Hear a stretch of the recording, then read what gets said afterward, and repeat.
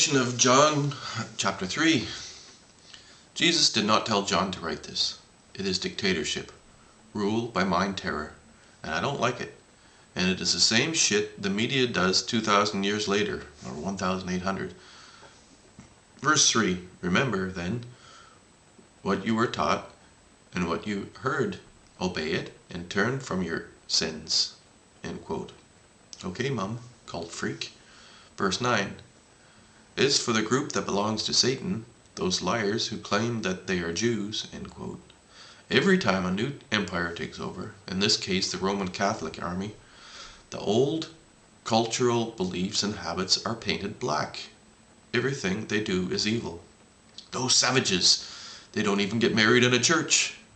Kill any that don't become worshippers of the Pope. They have been living here without the Pope 12,000 years.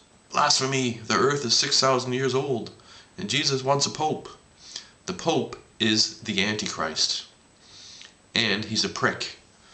I remember some end-of-the-world freaks came to our church and showed us horror films about the end of the world with 666 and persecution and the whole thing. Outrageous terror manipulation. But it's true. No, it's a crock of shit made by pricks. And here's one of my favorite verses, verse 16. But because you are lukewarm, neither hot nor cold, I am going to spit you out of my mouth. End quote.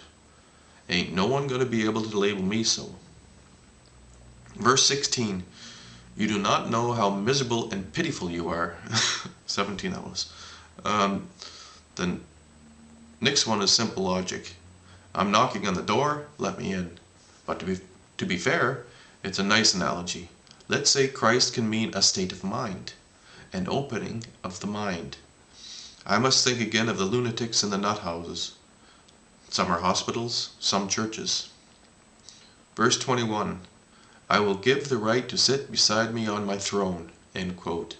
If anyone thinks Jesus told John to say this, go back to the start and read slowly so that you may learn to understand. It is better to take it slowly. Except for flipping out with some music or something.